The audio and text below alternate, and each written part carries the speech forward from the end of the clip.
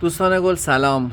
برای شکرگزاری عقل ترجیح دادم یک ویدئوی تصویری ثابت براتون بگیرم. امیدوارم که سلامت و شاد باشید. من نظرم اینه که بهتره شکرگزاری عقلی رو به صورت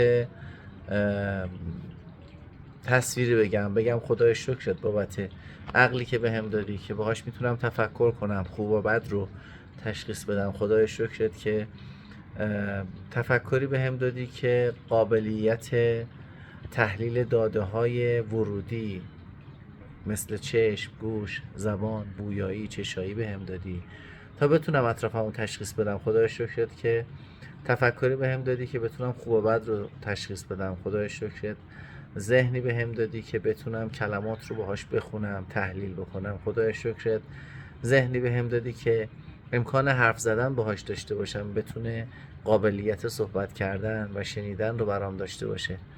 و به نظرم بهترین نعمتی که خدا بهمون داده همین هست. موفق باشین دوستان عزیز. یا علی مدد.